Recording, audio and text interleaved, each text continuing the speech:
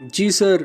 हाँ, देखा था मैंने। वहाँ बहुत सारे अच्छे खिलाड़ी आते हैं और अपना बहुत अच्छा खेल दिखाकर वहाँ पे चेस चैम्पियनशिप के बारे में भी बातें करते रहते हैं। आपने अपने मेंबरशिप के ज़रिए मुझे जो पास दिया था उसके ऊपर मैं 2-3 बार तो गया था वहाँ, और वो बहुत अच्छा एक्सपीरियंस रहा मेरे लिए। बहुत सारे मंजे हुए खिलाड़ियों का गेम मैं देख सका वहाँ, और कुछ नई चालें भी देखने को मिली। सच में एक बहुत अच्छा एक्सपीरियंस रहा मेरे लिए। उन चालों के ऊपर मैंने काम भी किया था और बहुत सारी तरकीबों के साथ साथ मैंने उन्हें अपना भी लिया था। तो देखते हैं ये जो 2-3 चालें मैंने सीखी हुई हैं वहाँ से वो कहाँ तक काम में आए। हमारे प्रैक्टिस सेशंस में तो मैं उन चालों पर काम कर ही लूँगा जिसमें मुझे अपोजिशन को हराने में बहुत आसानी होगी। वहाँ के एक खिलाड़ी का तो प्यादों वाला गेम तो मुझे बहुत पसंद आया था। सिर्फ प्यादों का यूज़ करके उसने बहुत सारे रथी महारथियों को ऐसे ही हरा दिया था सामने वाले प्लेयर्स के। तो आप समझ सकते हो कि सिर्फ प्यादों का यूज़ करके हम कैसे एक चेस के गेम को जीत सकते हैं। मोहरा कोई भी हो, उसे एक सही समय पर एक सही जगह पर रखना और उसके हिसाब से आगे की चालें आगे बढ़ाना, यही एक असली गेम होता है चेस का। क्या अनुभव रहा वो मेरा। सच में बहुत सारी नई नई चीज़ें मैंने देखी वहाँ। लोगों का सोचने का अंदाज भी एकदम लाजवाब लगा मुझे। वहाँ जाना सच में एक बहुत बड़ी बात थी मेरे लिए। Thank you sir, it is all because of you. अगर आप ये मुझे सजेस्ट नहीं करते तो ये गेम मुझे कभी भी नहीं देखने मिलती। एक चीज़ तो मैंने आपसे ही सीखी है सर, कि अपोजिशन के बारे में इतना स्टडी करो कि ऐसा सोचने लगो कि उसे अपने गेम के बारे में सब कुछ पता है। तो उसे वहाँ पर रोकने के लिए हमेशा नई नई चालों के बारे में इजाद करते रहो और अपने गेम को हमेशा बदलते रहो, ताकि सामने वाले को अपने गेम का कोई भी अंदाज़ा ना लगे और वो हमें हराने के लिए कोई एक स्ट्रॉन्ग स्ट्रैटेजी कभी ना बना पाए। अगर वो बना भी लेगा तो भी अपने नए वाले गेम के सामने वो कभी भी नहीं टिक सकता। और एक सच में एक बहुत अच्छी स्ट्रैटेजी है सर जी। सच में अपने गेम को निखारने के लिए और हमेशा बदलते रहने के लिए हमें जो नई चालें सीखनी होती है, उससे अपोजिशन वालों को कभी भी अपने गेम का पता ही नहीं चल सकता। और इस अनप्रेडिक्टेबिलिटी का फ़ायदा उठाकर हम अपने गेम को एक अलग लेवल पर लेके जा सकते हैं जहाँ तक और कोई पहुँच भी नहीं सकता। सच में what a strategy it is. इसका मुझे बहुत फ़ायदा हुआ 2 साल। 2 साल से मुझे यूनिवर्सिटी के चेस चैम्पियनशिप में कोई नहीं हरा पाया आज तक, और एसीसीएस कैंपस के चेस चैम्पियनशिप में भी मेरी ही बादशाहत बोलती है। लेकिन ये सब आपकी बदौलत। सच में, वरना मेरी इतनी औकात नहीं थी सर कि मैं इतनी दूर तक अपने गेम को ला सकूं। ये अलग सोच ही थी, ये अलग स्ट्रैटेजीज ही थी जो मुझे इतनी दूर तक ला सकी। वरना हमारा गेम ही क्या होता है, वो तो वहीं के वहीं रह जाता। लेकिन इन अलग दिमाग के कारण मैं मेरे गेम पर काम कर सका और अपने आप को इतना इम्प्रूव करके इतना आगे ला सका। सच में सर, ये आपकी बदौलत है।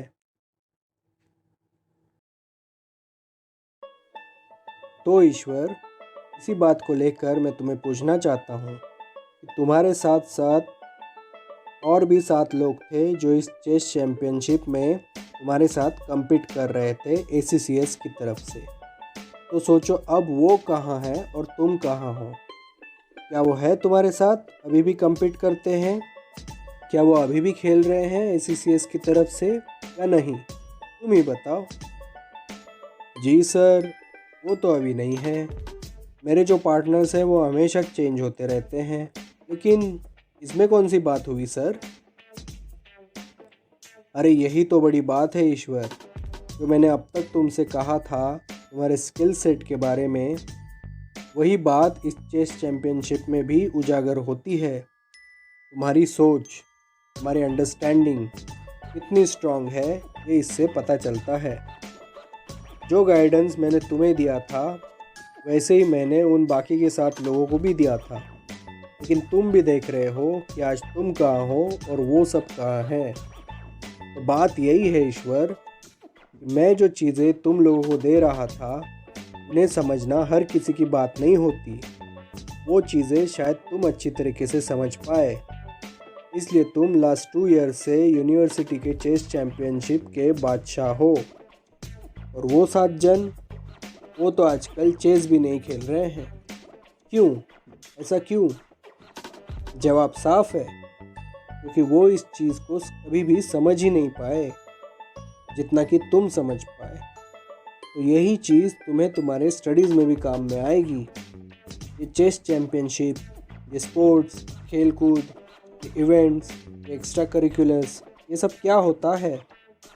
हम इसमें अपने आप को बहुत अच्छी तरीके से ढाल कर रख देते हैं, क्योंकि हम इससे अच्छी तरह से कनेक्ट कर पाते हैं। बस यही अंडरस्टैंडिंग हमें अपने एकेडमिक्स में भी लगानी होती है ईश्वर। फिर देखना, तुम्हारी स्टडीज़ भी तुम्हें बहुत अच्छे रिजल्ट्स देगी। यही तो मेरा कहना था तुम्हें शुरू से। तो जो चीज़ तुम्हें इस चेस चैम्पियनशिप ने दी है, वही चीज़ तुम्हें तुम्हारी स्टडीज़ भी तुम्हें आसानी से दे सकेगी। बस तुम्हें उसे पहचानने की देरी है, और जब तुम इसे पहचानो तो तुम्हें एक नया रास्ता दिखेगा, जिस पर दौड़ कर आगे जाने के बाद तुम्हें तुम्हारी मंजिल तो मिलनी ही है। इसमें कोई दो राय नहीं है ईश्वर। जी सर, एकदम सही कहा आपने। अब बातों को एकदम सिंप्लीफाई करके आदमी के सामने रख देते हो, जिससे कि उसे फ़ायदा हो कि उसे आगे क्या करना है और क्या नहीं। बस यही चीज़ तो मैं आपसे कनेक्ट कर सकता हूँ, इसलिए तो मेरा अच्छा ट्यूनिंग जमता है आपकी अंडरस्टैंडिंग के साथ। सच में सर, आपका समझाने का तरीका एकदम सिंपल होता है। बस सामने वाले को उसे रिस्पॉन्ड करना होता है, बस। फिर क्या, जो रिजल्ट्स हम चाहते हैं वो हमें मिलकर ही रहते हैं, उसमें कोई दो राय नहीं होती। लेकिन सर, एक बात मैंने नोटिस की थी सर, कि वो जो 7 अलग लोग थे मेरे साथ, जो हमारे लिए ACCS के अंडर यूनिवर्सिटी के चेस चैम्पियनशिप में अपने कॉलेज को रिप्रेजेंट कर रहे थे, वो भी तो मंजे हुए खिलाड़ी थे, वो भी तो चेस के बादशाह थे। फिर वो क्यों नहीं टिक पाए? अरे ईश्वर, सिंपल सी बात है। इसमें मेहनत और ईमानदारी दोनों चीज़ें काम में आती है। भले तुम्हें किसी भी चीज़ में महारत हासिल हो, भले तुम्हारी किसी भी चीज़ में एक अलग लेवल की बादशाहत हो, अगर तुम उसमें मेहनत नहीं करोगे और उसके प्रति ईमानदार नहीं रहोगे तो कहीं के नहीं रहोगे। ये बात तुम जान लेना।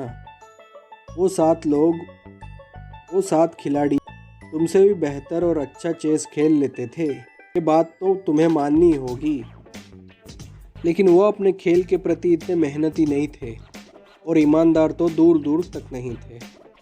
शायद उन्हें किसी और चीज़ों का डाइवर्जन बीच में मिला होगा और वो वैसे ही डाइवर्ट हो गए। लेकिन जो ईमानदारी और मेहनत तुमने इस खेल के प्रति दिखाई, उसके रिजल्ट्स तुम्हें अभी मिल रहे हैं, और ये बहुत बड़ी बात होती है ईश्वर।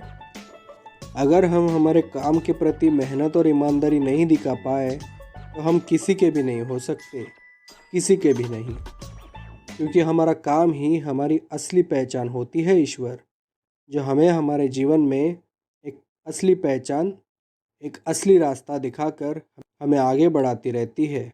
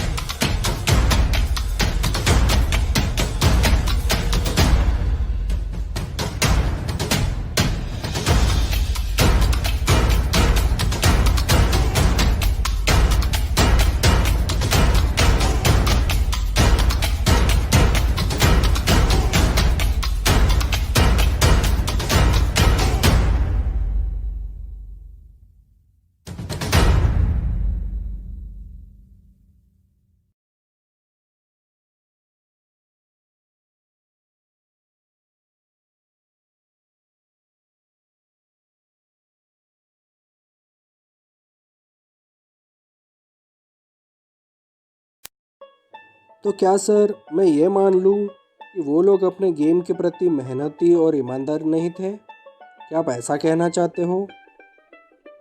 नहीं ईश्वर, बिल्कुल नहीं। लेकिन शायद उनका फोकस कुछ और था, उनकी मंजिलें कुछ और थी। ये कॉलेज लाइफ है ईश्वर, कॉलेज लाइफ। तुम्हारी उम्र एक ऐसी उम्र है जिसमें बहुत सारे डाइवर्जेंस तुम्हारे मन में आते रहते हैं। बहुत सारी चीज़ों में तुम्हारा फोकस उठ जाता है। जहाँ पर तुम्हें असल में फोकस करना होता है, वहाँ से हटकर तुम शायद किसी और चीज़ों के पीछे भागने लगते हो। ये उम्र का तकाज़ा है, उम्र का तकाज़ा, जिसमें आदमी भटक भी सकता है या फिर अपने आप को निखार कर और आगे लेकर जा सकता है। और यही बात तुम्हारे साथ हुई। तुम तो अपने दिए हुए मार्ग पर चलकर आगे बढ़ते ही रहे और जो रिजल्ट्स तुम्हें मिलने थे वो तुम्हें आखिर में मिल ही गए। लेकिन जो तुम्हारे साथ जो लोग थे वो कहीं ना कहीं किसी और चीज़ों के पीछे डाइवर्ट हो गए और उनका फोकस वहाँ से हिल गया। और आज वो कहाँ हैं और आज तुम कहाँ हो?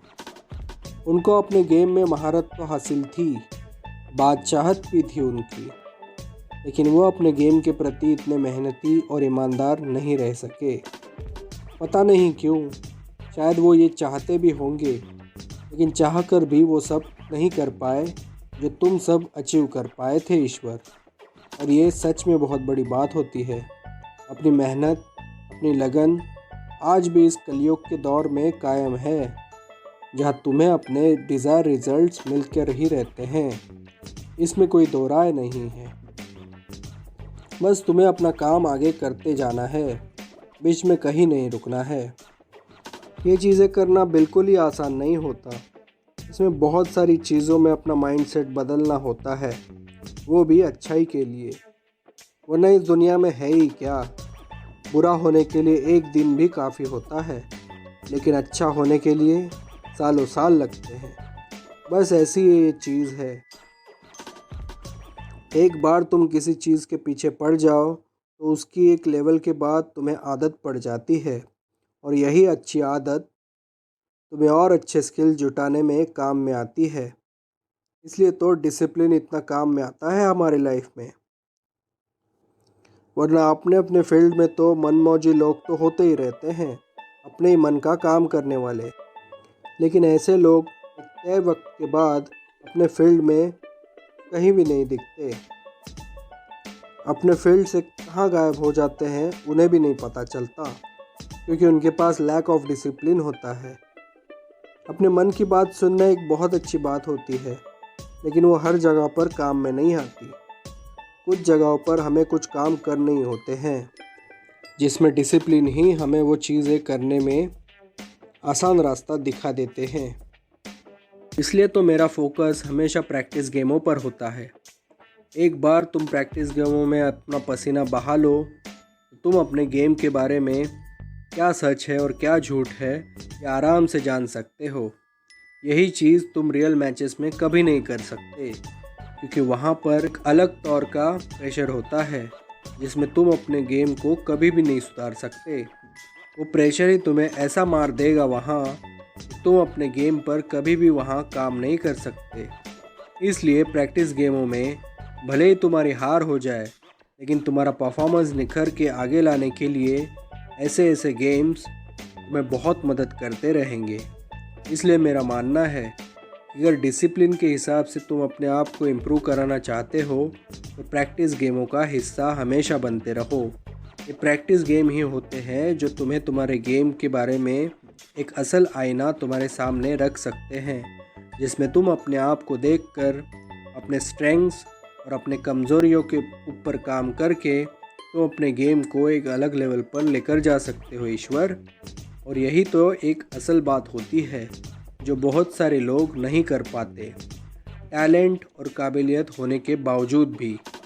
इसलिए मेरा कहना है कि जो एवरेज प्लेयर भी होगा, अगर वो अपने मेहनत, डेडिकेशन और ईमानदारी के चलते और अपने अलग दिमाग को एक सही दिशा में चलाकर अगर आगे बढ़ते रहे, तो उन्हें उनकी मंजिल तक पहुंचाने में कोई भी नहीं रोक सकता। और ये बात एक पत्थर की लकीर है, पत्थर की लकीर। जी सर, बहुत अच्छी तरीके से समझ गया मैं इन सभी चीज़ों को। सच में कितनी अद्भुत हैं ये चीज़ें। देखने में तो बहुत मुश्किल लगती हैं, लेकिन है तो बहुत आसान। शायद आप इन्हें हमारे लिए बहुत आसान करके रख देते हो। फिर एक बार उन्हें समझने के बाद और उस पर काम करने के बाद हमें हमारी मंजिल तो मिल ही जाती है। ये सच में एक अच्छा गाइडेंस देते हो आप। इसलिए जब भी मुझे कोई कमज़ोरी नज़र आती है अपने गेम में, तो मैं हमेशा आपसे कंसल्ट करने के लिए आ जाता हूँ और मुझे मेरे सवालों का एक सही जवाब आपसे ही मिल जाता है। सच में सर, इसमें बहुत सारा मज़ा आता है मुझे। लेकिन सर, इस साल की चेस चैम्पियनशिप की प्रिपरेशन के लिए हम जो वीडियो एनालिसिस करने वाले हैं, उसके लिए हमें कब बैठना होगा सर? मुझे उन नई चालों को सीखने के लिए भी तो वक्त लगेगा और प्रैक्टिस भी तो करनी है उसके बारे में। तो उसके बारे में हम कब बैठ सकते हैं सर? क्या आप बता सकते हो इसके बारे में? हाँ ईश्वर, क्यों नहीं। 8 ओवर्स ख़त्म होने के बाद हमारे सेशन टेस्ट तो होने ही वाले हैं। तो उसके बाद के एक वीक के लिए हम उस वीडियो एनालिसिस के लिए बैठ सकते हैं। काम कुछ ज़्यादा नहीं है, सिर्फ 4-5 दिन लगेंगे। एक बार तुम उन चालों को अच्छी तरीके से अपने आप में ढाल सको, तो फिर तुम्हारी प्रैक्टिस उसमें शुरू करवा देंगे हम। और फिर क्या, एक बार तुम उन चालों में महारत हासिल कर लो, तुम्हें हराना किसी के लिए भी मुश्किल ही हो जाएगा। इस बात का तुम ख्याल रखना। और इस बार तो उस वीडियो एनालिसिस में मैं तुम्हारे लिए कुछ स्ट्राइकिंग चालें ही लेकर आया हूँ, जिससे तुम्हें क्रंच मोमेंट पे मैच जीतने के लिए बहुत सारा हेल्प मिलेगा। ये उन ऐसी कम चालें हैं जिसमें तुम पूरे गेम को with in matter of seconds बिना किसी को पता चले आसानी से बदल सकते हो, और इन बातों का सामने वालों को भी पता नहीं चल सकता। अपोजिशन तो तुम्हारी चालों को देखकर ही ऐसे ही सरप्राइज होके अपने गेम को हार पाएगा। वो कब आया, कब गेम हारा और कब पागल हुआ, उसे भी नहीं पता चलेगा। तो ये कुछ ऐसी ही नई चालें हैं जिसको तुम्हें अपने गेम में इंक्लूड कराना होगा। ये चालें सीखने के साथ साथ मैं तुम्हें इनसे बचने का रास्ता भी दे सकता हूँ, क्योंकि ऐसा भी हो सकता है कि कोई दूसरा खिलाड़ी भी इन चालों को सीखकर तुम्हारे ऊपर वो यूज़ कर सकता है। तो इसलिए इन चालों से बचने के लिए हमें उसका तोड़ भी मालूम होना बहुत ज़रूरी हो जाता है, ताकि किसी नाजुक मोड़ पर भी हम हमारे गेम में बने रह सके। इस बार तो मैं तुम्हें हाथी के ज़रिए पूरा गेम कैसे पलटा सकते हैं ये भी सिखा दूंगा। उसकी भी बहुत सारी नई नई चालें मैं तुम्हें बताकर तुम्हारे गेम को एक अलग लेवल पर लेकर जाऊंगा। बस तुम्हें सिर्फ उस पर मेहनत और प्रैक्टिस करनी है। बस एक बार तुम उसमें महारत हासिल कर लो, तो तुम्हें हराना किसी भी चैंपियन के लिए बहुत ही मुश्किल हो जाएगा। और ये चालें ऐसी चालें हैं जो रोटरी क्लब के उन मेंबर्स को भी पता नहीं होंगी, जिनका गेम देखकर तुम इतना इंस्पायर हो के मेरे सामने उनकी बातें कर रहे हो। तो ऐसा समझो कि इन चालों को सीख लेने के बाद तुम उन रोटरी क्लब के मेंबर्स को भी अपने गेम में पछाड़ सकते हो, क्योंकि शायद वो लोग भी इन नई चालों के बारे में उन्हें कुछ ना पता हो। ऐसा भी हो सकता है। तो इसलिए ये एक अलग लेवल का गेम है जो तुम्हें पहले से ही समझना होगा और अपने डेडिकेशन से इसमें महारत हासिल करके आगे बढ़ना होगा। यह आसान बिल्कुल नहीं है, लेकिन उतना मुश्किल भी नहीं है। ये बात तुम जान लो ईश्वर। तो हमें इसके ऊपर काम करना होगा, लेकिन फ़िलहाल तो नहीं, क्योंकि फ़िलहाल अपना 8 ओवर्स कप का शेड्यूल बुकड है। एक बार वो टूर्नामेंट हो जाए तो हम अपने चेस चैम्पियनशिप के प्रिपरेशन के लिए इस पर बैठ सकते हैं और आगे हमारा काम आगे बढ़ा सकते हैं। ठीक है ईश्वर, तुम्हें कुछ और पूछना है मुझसे?